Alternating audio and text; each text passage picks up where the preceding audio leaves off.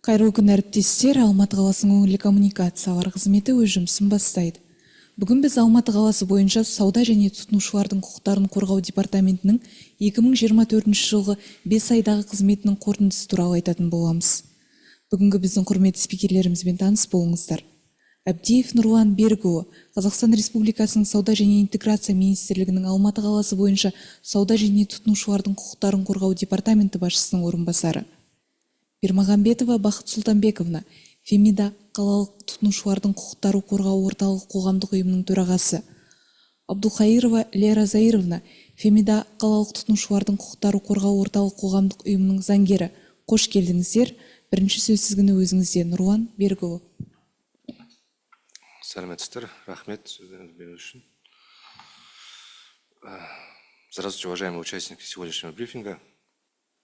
Одним из основных направлений работы департамента это является просвещение населения, консультирование, информирование, а также осуществление государственного контроля за соблюдением законодательства в области торговли и защиты прав потребителей. Хотел бы рассказать, что вот именно по итогам 5 месяцев в ходе деятельности нашего департамента 2024 года, за 5 месяцев текущего года департаментом рассмотрено порядка 4000 обращений граждан. По итогам рассмотрения обращений департаментом проведены 20 внеплановых проверок. За 5 месяцев 2024 года департаментом возвращены потребителям порядка 100 миллионов 918 тысяч тенге. Касательно исполнения функции государственного контроля, сообщаю, что за данный период департаментом наложено порядка 102 административных взысканий. Основными нарушениями в сфере защиты прав потребителей являются непредставление ответа на претензию потребителя в течение 10-дневный календарный срок, в сфере торговли нарушения, установленные законодательством торговой надбавки на социально значимые продукты питания. Важным направлением работы департамента является проведение комплекса мероприятий по соблюдению норм законодательства в сфере торговли и защиты прав потребителя. Основная доля обращений поступает в сфере розничной торговли и электронной торговли, которые в последовательном порядке рассматриваются департаментом. При поступлении обращений в сфере услуг ЖКХ департамента на постоянной основе ведется работа с местными исполнительными органами города Алматы для оперативного решения данного вопроса. Обращения, поступающие касательно в сфере услуг, образования, медицинских услуг, а также в сфере общественного питания, где основной поток обращения поступает путем введения в заблуждение относительно потребительских свойств или качества товара, работы или услуг. Работа департамента формируется в тесном сотрудничестве с органами внутренних дел для оперативного принятия решения в пользу потребителя, а также по вопросам, касающимся обращения в сфере услуг связи. Департамент активно взаимодействует с сотовыми операторами города Алматы. В сфере бытовых услуг зачастую потребители получают услуги ненадлежащего качества. Департамент проводит разъяснительную работу с потребителями, оказывает правовую помощь в составлении досудебных претензий, дальнейшее участие в судах в качестве третьих лиц. Дополнительно сообщаем, что департамент также активно ведет совместную работу с общественными организациями города Алматы в области защиты прав потребителей граждан города Алматы. Результат анализа данных показателей показал как повышение правовой потребительской культуры, так и о росте недобросовестных предпринимательской деятельности.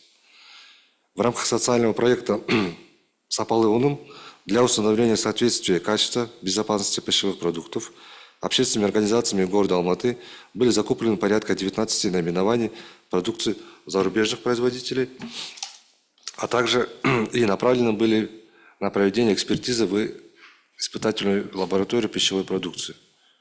Согласно Кодексу об административных правонарушениях Республики Казахстан, были привлечены 13 субъектов бизнеса к административной ответственности. Также приоритетным направлением в деятельности департамента является координация и проведение заседаний комиссии по расследованию посреднических схем по всей цепочке ценообразования продовольственными товарами, которые проводятся на постоянной основе и в рамках которых рассматривается вопрос о ценообразовании на социально значимые продовольственные товары. Итак, по итогам 5 месяцев 2024 года проведено 17 заседаний по результатам деятельности комиссии. Установлены и устранены 202 факта нарушения в виде неэффективных посредников, а также нарушений законодательства в сфере торговли в отношении недобросовестных предпринимателей были составлены 186 административных протоколов. По результатам предоставления материалов принимаются административные меры за нарушение законодательства в сфере торговли, а также снижаются конечная стоимость продукции для потребителей. Кроме того, на постоянной основе проводится разъяснительная работа в средствах массовой информации, в социальных сетях с разъяснением прав потребителей и обязанностей продавцов. Нововведение закона о защите прав потребителей и регулированию торговой деятельности. Работа в данном направлении находится на постоянном контроле и будет продолжаться на постоянной основе. У меня, в принципе, все. Благодарю вас за внимание. Благодарю вас за представленную информацию. Следующее слово предоставляется Бахыт Султанбекову.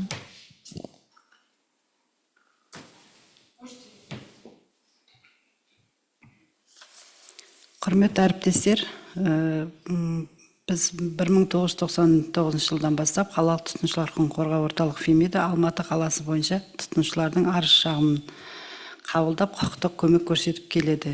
Яғни осы жылы тұтынушылар құқығын қорғау орталығы фемидаға 25 жыл толды. Осы уақыт ішінде абыройлы қызмет көрсетіп, заң аясында көмегімізді тұтынушыларға көрсетіп келдік. Социалдық көмекке мұқтаж тұтынушыларға бірінші кезекте көмек көрсетілді. Яғни заң аясында консультация және арыз шағымдары қабылданды. Мемлекеттік органдармен тікелей байланыстамыз. Осы жылдың 2024 жылы январынан бастап осы кезге шейінгі 350 арыз шағым түсті. Оның 150 ауызша консультация берілген, 7-сі интернет-магазинге одан кейінгі связы қызметтерге 50 сотқа дейінгі шағым берілген. 35 сотқа жолданған материалдар, шағым дер кезінде мәмілеге келген 43. Яғни материалдық шығындар қайтарылған. 2 материал тұтынушыларды алдау фактісі бойынша қылмыстық іс қозғау үшін Алматы қалалық ішкі істер бөліміне жолданды. Барлық шағымдар заң бұзушылық фактісі анықталған жағдайда арыз салық комитеті, санитарлық эпидемиологиялық департаментіне және стандарттық метрология департаментіне жолданады. Қазіргі жағдайда бар күш-жігерімізді осы тұтынушыларға заң аясында көмек көрсетуге жұмсап отырмыз. Рахмет тыңдағандарыңызға. Ақпаратыңызға көп рахмет. Құрметті әріптестер, енді біз сұрақ-жауап бөліміне өтетін боламыз. Дорогие коллеги, далее мы переходим к сессии вопрос-ответ. Бірінші сөз кезегі Алматы ақшамның журналистіне беріледі. Қайырлы күн, мен бірінші сұрағым, тұтынушылардың құқығы қай салада жиі бұзылып жатыр? Алматылықтар бүгінде неге көп шағымданады? Рахмет. Қазіргі жағдайда Алматы қаласы бойынша тұтынушылар көбінесе бізде интернет-магазиндерге және мына доставка жеткізу дейміз ғой.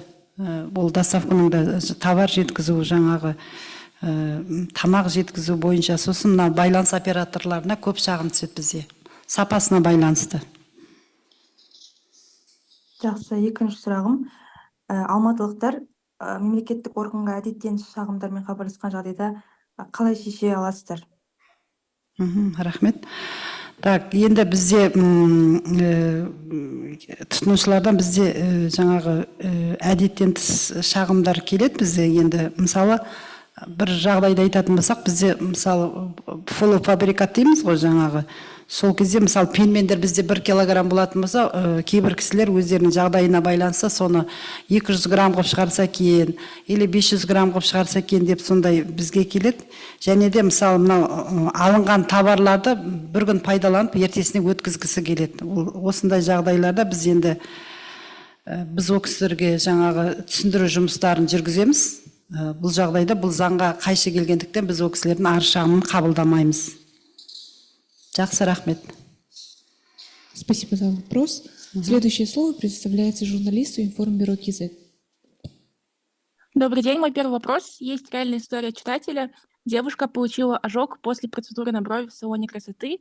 Когда она оставила свой отзыв в ВАГИС, салон пригласил подать иск о защите чести. Юрист подтвердил, что они имеют право это сделать, то есть оставлять отзывы можно ли в случае, если ты выиграл суд и доказал, что услуга оказана плохо. Можете подсказать, так ли это на самом деле?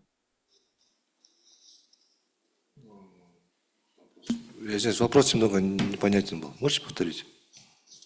Получается, девушка, она получила ожог после процедуры на брови. После этого она оставила отзыв в 2GIS, но салон пригрозил подать иск о защите чести. Юрист подтвердил, что они имеют право это сделать, то есть оставлять отзывы можно лишь только в том случае, если уже выиграл суд и доказал, что услуга оказана плохо. Спасибо за вопрос. Вы имеете в виду, что потребитель после получения услуги оставил нехороший отзыв? Да, она оставила плохой отзыв, но при этом салон сказал, что она не имеет права этого делать, пока она не выиграла суд и не доказала, что услуга на самом деле оказана плохо. Ну, в этом случае здесь законодательно, именно в законе о защите прав потребителей, конкретно этого ничего не указывается. Это уже правовые отношения начинаются между, получается, клиентом и потребителем. То есть размещать комментарии или запрещать, я просто именно какой закон, может быть, его это регулирует, я не могу вам сказать это. Но именно в законе о защите прав потребителей об этом ничего не сказано. То есть здесь закон, в данном случае закон о защите прав потребителей, я считаю, что не был нарушен.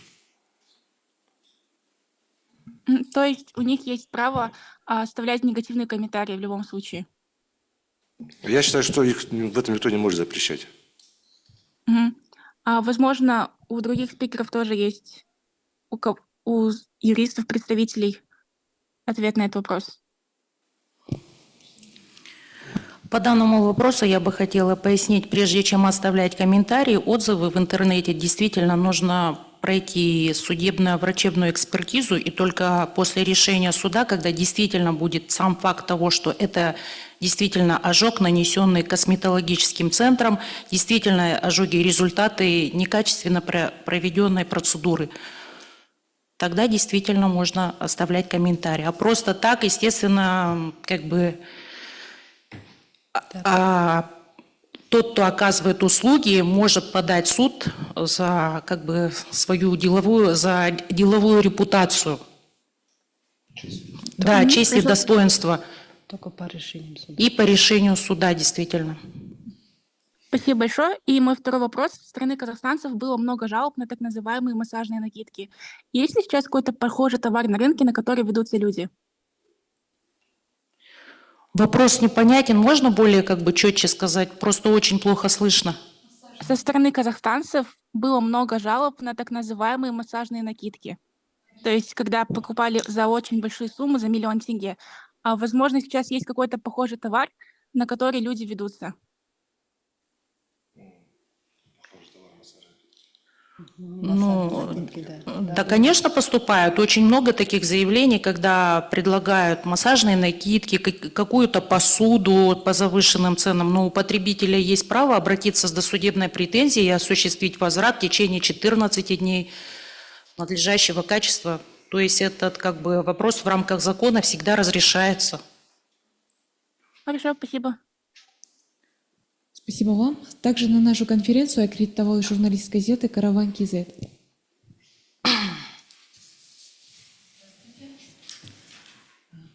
Вопрос мне. Вот этот. Нет, вот этот, наверное, да? Вот скажите, сейчас вот очень остро стоит вопрос онлайн-торговли с другими странами. Как быть, если товар из России или Китая пришел некачественный? Вот что делать потребителю в таких случаях? Куда обращаться? Спасибо. Да, действительно, таких вопросов, заявлений, жалоб потребителей поступает очень много, когда через интернет-площадки приобретается товар ненадлежащего качества.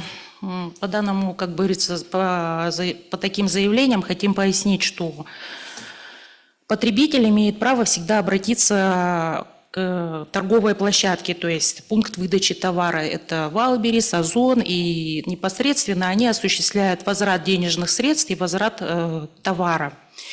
И на сегодняшний день этот вопрос стоит очень остро. И как раз хочу пояснить, что этот вопрос рассматривается в рамках Евразийского союза. Именно вот сегодня, 18 июня 2024 года, проходит заседание Евразийской коллегии, где рассматривается вопрос о внесении изменений в сфере торговли. И на первом плане стоит поднята тема юридической защиты прав потребителей в современной цифровой сфере. То есть этот вопрос актуальный, и он очень широко рассматривается, и как будут результаты. Спасибо. Вопрос у меня есть. Какую роль играют общественные организации в рамках проекта «Сапалы ОНИМ»? Этот вопрос, наверное, Нурлану. Да, здравствуйте, спасибо за вопрос. Как я сейчас ранее отмечал в своем докладе, проект «Сапалы ОНИМ», он создан для того, чтобы выявлять некачественную продукцию. То есть цель этого проекта – это отбор некачественной продукции, далее направление его в лаборатории, в экспертизы, и уже в случае вынесения отрицательных протоколов о том, что действительно там есть какие-то нарушения, что-то где-то превышается, данные протокола далее уже направляются если, скажем, это пищевая продукция, направляется в санэпидстанцию города Алматы. Какую роль здесь играет именно общественная организация, в данном случае, в данном проекте? Все вот эти вот закупаются этими товарами, пищевой продукции закупаются общественными организациями. То есть всю эту работу практически все делают общественные объединения, делают.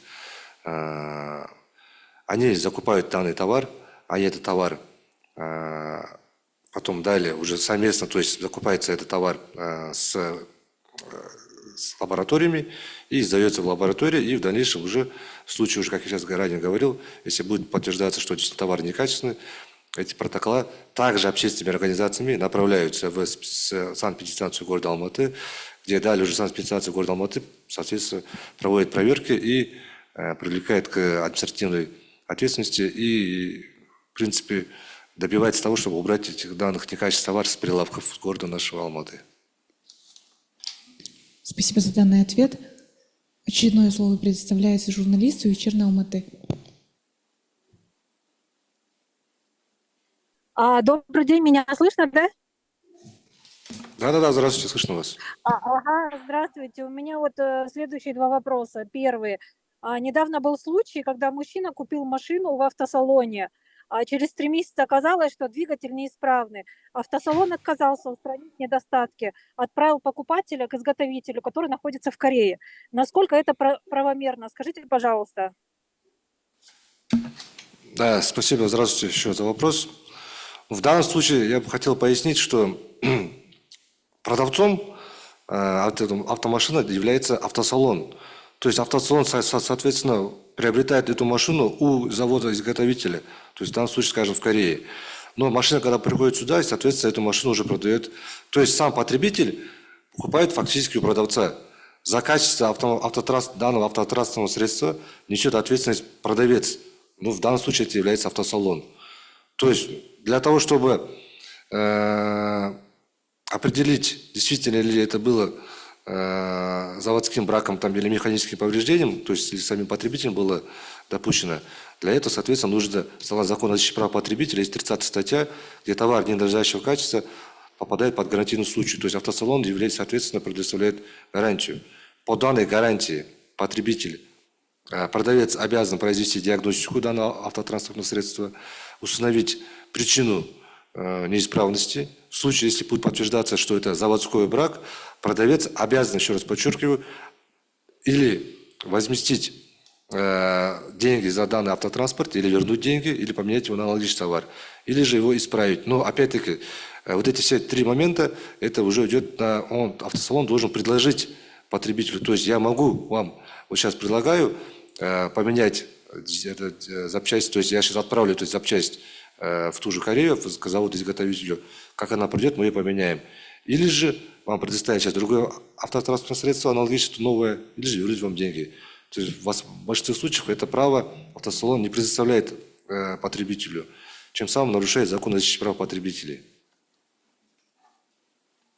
Спасибо за ответ. И следующий у меня такой вопрос тоже очень интересный. А может ли услугодатель, предоставляющий номера в отеле или квартиры в аренду, не возвращать более 30% стоимости при бронировании отеля или квартиры? если потребитель отказался от услуги? Это, наверное, тоже, да, вопрос будет.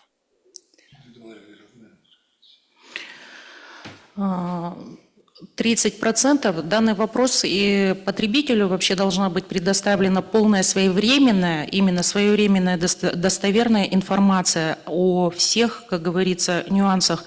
Это, вероятно, должен быть договор публичной оферты, где должно быть оговорено, что в случае отказа потребителя по каким-то либо причинам возврат 30% потребителю не осуществляется. Тогда, да, действительно, предприниматель прав, взыскивая 30% за вынужденной простой квартиры, арендуемого помещения. Спасибо за ответ. Отеля.